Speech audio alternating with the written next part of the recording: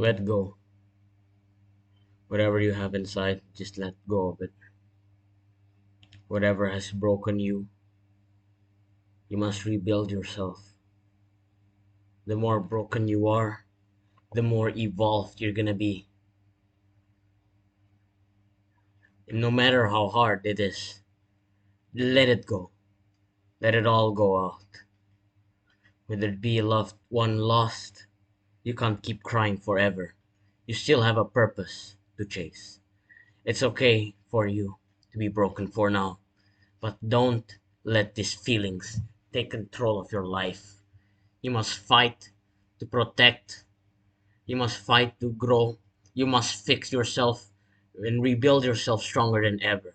Just like muscles, you break them, they get rebuilt stronger, bigger, much more endurance than last time. Just like your, I don't know, like yeah, in the boxing, kickboxing, MMA, you basically kick hard stuff with your legs, and then afterwards your bones get just micro fractures, then they heal and become hard as stone. But the point is, you have a purpose to chase.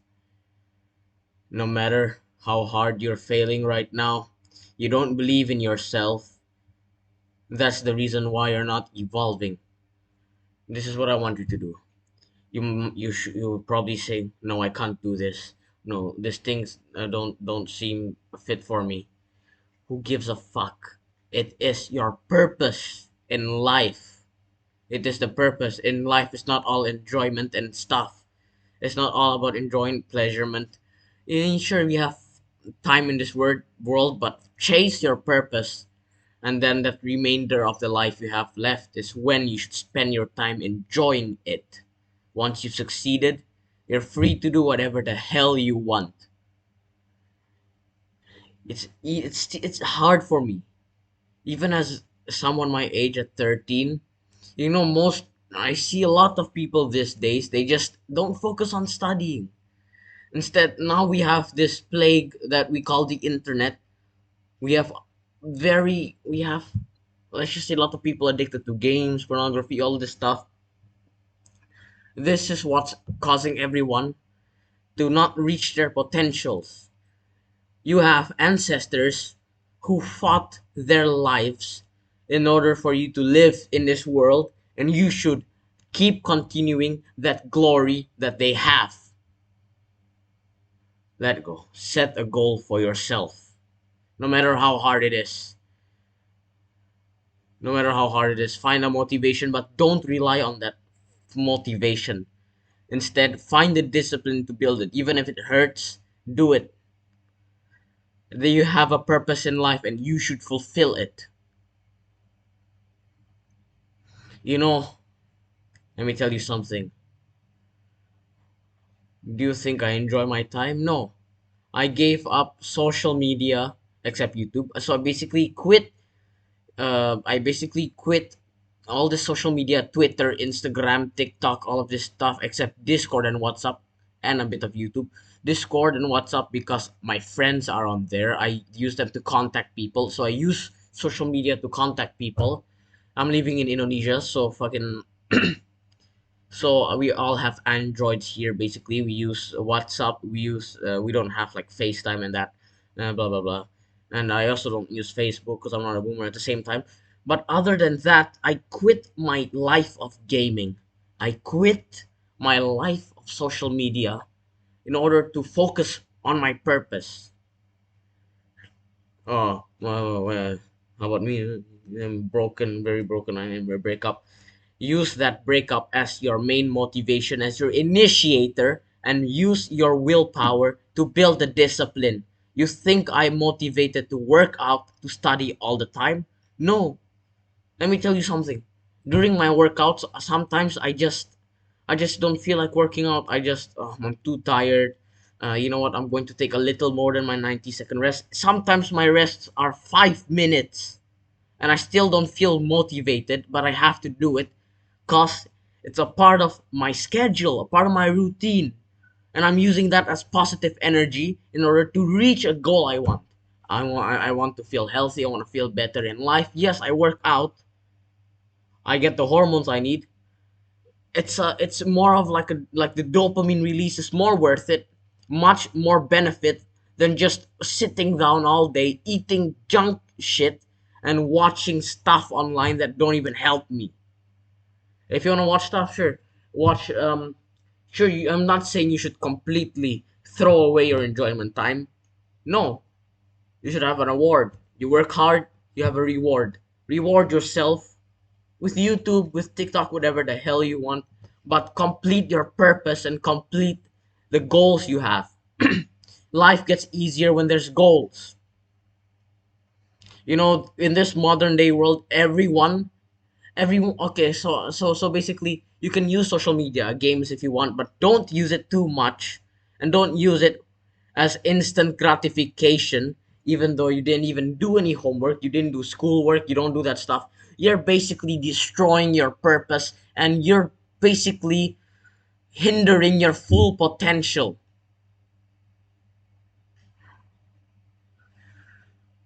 You know, I know a lot of friends. There's this kid in class, I don't want to say any name here, but bro, I used to be that kind of kid who just skipped all the homework, played I just played hours of Valorant, CS:GO, and those games, online those shooter games, and I just ignored school. What did I get? I get stressed because I have overload with homework. What else? I have like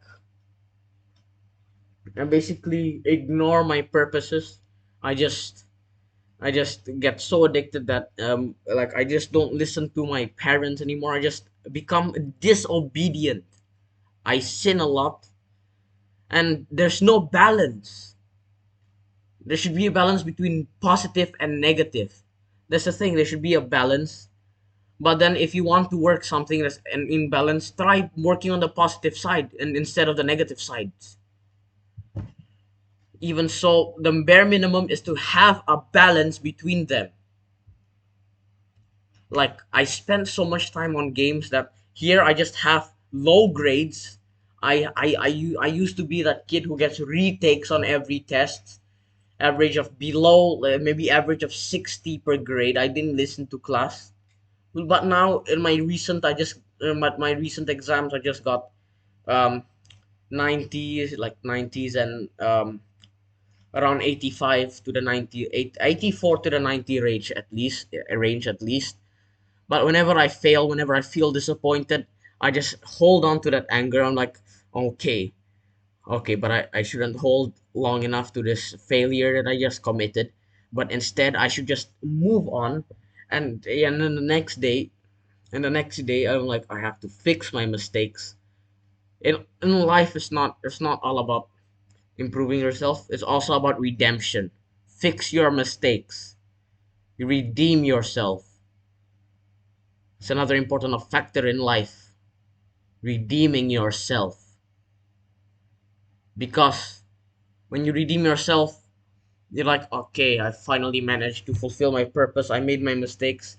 And if you make the mistakes, don't be sad, but just don't make the same mistakes. Everyone makes mistakes, no one is perfect. You know, it's also sometimes good to have pride in life, but not too much. But pride is a thing. No, a lot of people who have reached success all have pride. They respect themselves, they have dignity. Here is a few factors you must do in order to get a successful life. A, balance. Balance it out. Second, discipline. Third, dignity and self-respect. Well, I'm just going to say five factors that important to me. So first is balance, discipline, um, self-respect, dignity, and also consistency. And the last one is to just enjoy life. If you want to have success, you don't always have to put yourself through pain, but enjoy life. So you still have motivation to keep working. But as like I said, motivation. So motivation is like a temporary boost in fuel, and then if you have if you have the motivation, you can probably do your work with discipline, but a little bit much more like all right, I had my time doing this fun. Now I gotta get back to work. And then you're more devoted to literally just doing your work and doing the stuff. It's just positive energy. But the thing is, people don't control themselves. Like I said, they don't have balance. They're too focused on one side. They don't look at the other side. What is the result? The other side gets shattered. you know I used to have this overconfidence, so I just focused on one side. Oh, I can do this side. And afterwards, like, oh my god, I failed. My i just my entire pride was shattered. I just lost all respect for myself. I just fell into this deep, like I'm in the lowest point of my life, where I decided I gotta change. And slowly by slowly, even if the first if you see in the first part, it's gonna be hard. You're not gonna feel like doing it. You're not gonna feel like you want to do it. But hey, you have to do it. So then, if you see small improvement, but then it doesn't reach your expectation, who the fuck cares? You made improvement. Get better. Just do better than last time.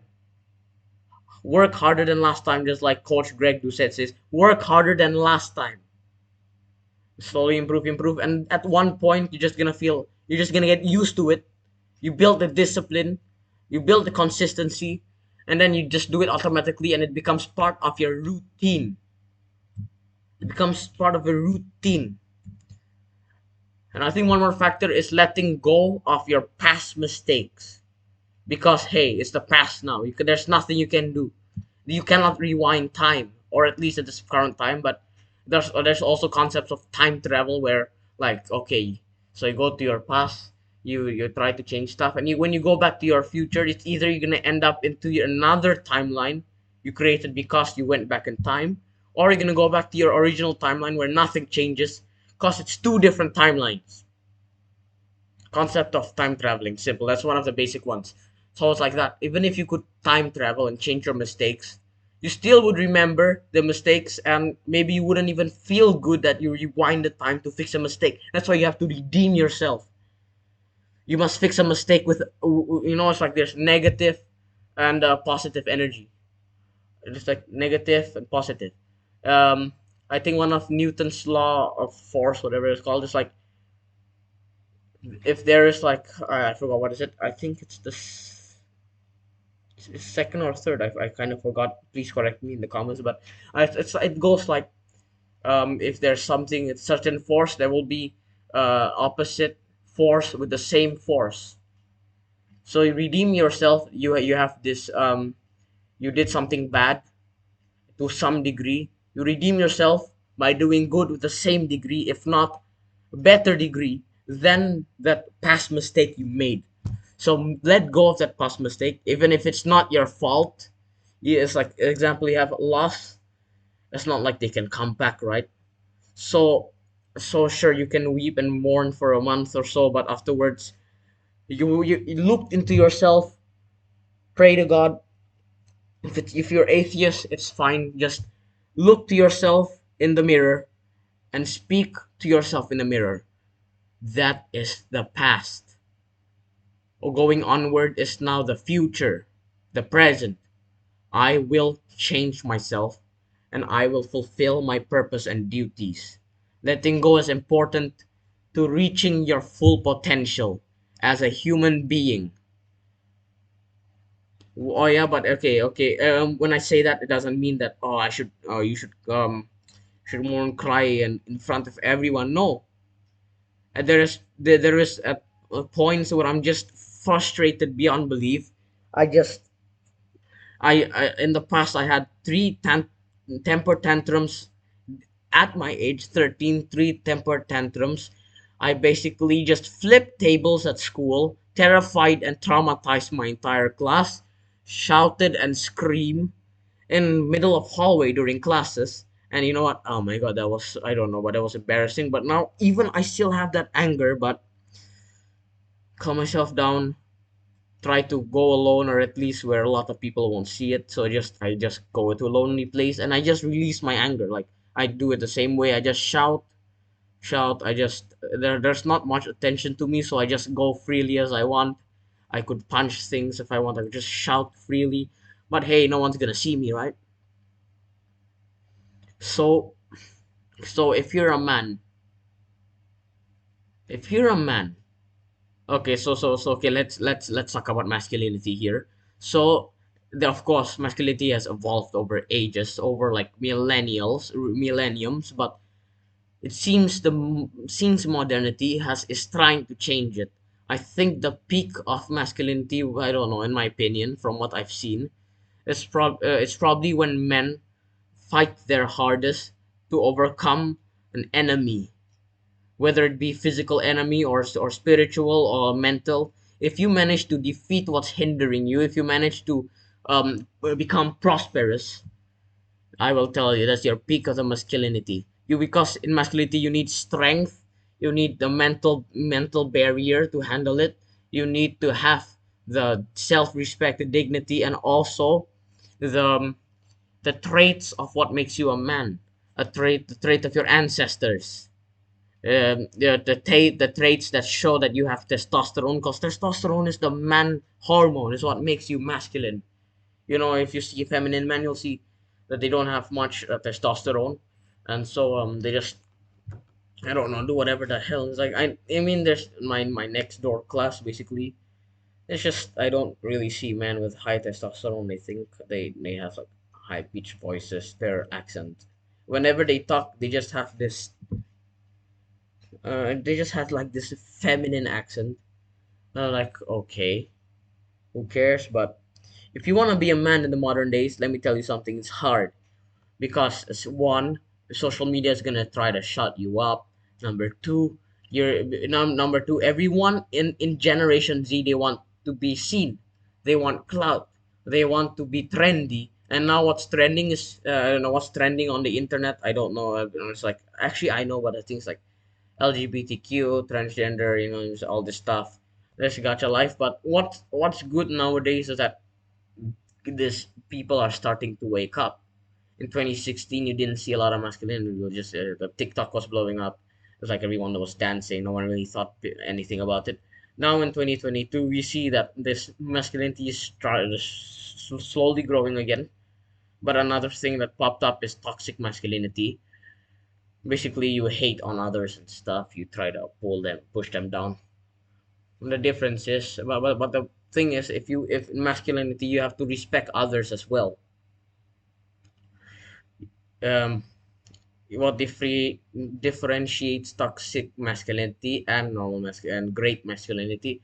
Normal masculinity is, one, toxic is when you put others down to make yourself up, but you still hold the masculinity traits, and otherwise in the normal one, masculinity trait, you've reached a certain point in life, you feel like you've achieved your goals, your potential, your purpose.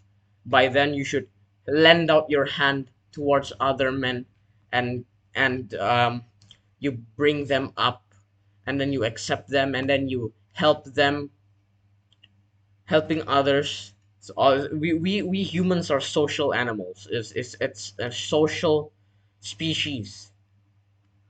No one can deny that. Oh, okay, about introverts, you can't. Introverts will always at least once a day talk to someone, even if it's not that much. They still have to talk to someone, right? They can always spend their time alone. You're at least going to talk to someone. And in the past, without and before, like there was the concept of introverts, extroverts, and during the concept of like there was nothing, no internet. It was just back to the times of maybe the medieval, and everyone was basically talking to each other. So exactly like that. I mean, I don't think people were quiet back then. But then if it's scientists, maybe they could have been quiet because because I didn't mean about saying introverts, but what I meant is like we all cannot be antisocial. There is times we should become social. How about the scientists? They always spent by their, but then they shared their results to the public. They went social by sharing their results, their research, and their I don't know, breakthroughs and stuff. You know, we're not different. We all have that untapped potential in us, but we just Sometimes we don't have the initiative to start. We don't have the motivation. We don't have that boost. How do we get that boost? Simple. Simple, you must find your right motivation. What do you want? What do you want that want okay, hold on, give me a second. What why do you want to change? Why? That's the first question you ask yourself. Why I wanna change? Two, what is that change gonna help bring me? Three, what is my purpose? And four, how am I gonna get there? Find out this four stuff. Even if one of okay, let's just say you found out how to get there, you made a strategy, but it fails, and it's like, oh, I can never get there. Shut the fuck up. Make new plans. Find out another strategy. Keep trying until you get the right one. Even if it seems you've tried over 100 strategies, there's at least gonna be one. Okay, let me put them into perspective here. I've tried out the 99% strategies out there, but there's still that 1%. And hey, that could work. Everyone's different. No one's the same. Everyone's made a certain way, a special way.